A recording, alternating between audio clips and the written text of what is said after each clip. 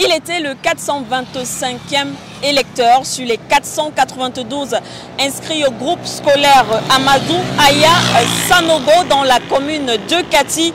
Le président malien Assimi Goïta a rempli son devoir citoyen en allant voter dans le cadre de ce référendum constitutionnel qui s'est déroulé ce dimanche 18 juin 2023 du côté du Malimbala.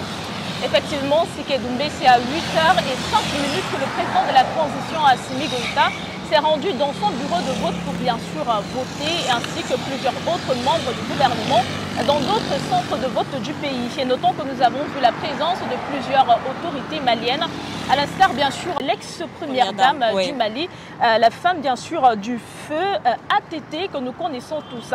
La présence également de nombreux juges institutionnels qui sont venus sur les lieux se rassurer du bon déroulement, mais surtout se rassurer bien sûr de la transparence de ces élections.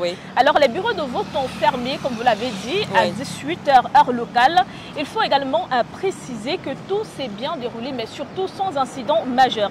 La sécurité était de mise, bien sûr, assurée par les forces de l'ordre et de sécurité, qui ont d'ailleurs été salués par le président de la transition, le colonel Assimi Goïta. Vous l'avez si bien dit, le colonel Assimi Goïta qui a salué les forces de l'ordre. Il a d'ailleurs appelé également la population à l'union sacrée, quelle que soit l'issue ou encore les résultats de ce vote.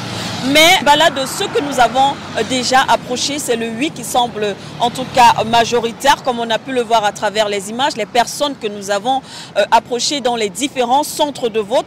En tout cas, c'est un espoir pour les Maliens qui espèrent un Mali fort, un nouveau Mali, un Mali uni, même au niveau de la diaspora, il faut le rappeler, c'est également le oui qui en ressort de plus en plus. C'est important de le noter, Mbala, car on a vu que plusieurs médias mainstream, certains médias mainstream ont divulgué des informations ça et là, comme quoi ce vote aurait donc été boycotté ou alors le non serait prédominant. En tout cas, nous sommes sur le terrain, comme vous pouvez le voir, et c'est tout le contraire de ce que nous avons observé ici. Et il faut également le rappeler que de toutes les façons, dans les prochains jours, nous aurons les tendances, pourquoi pas peut-être les résultats de ce vote. En tout cas, ce sont donc les autorités compétentes qui vont donner et qui sont habilitées à donner les résultats officiels à l'issue de ce vote.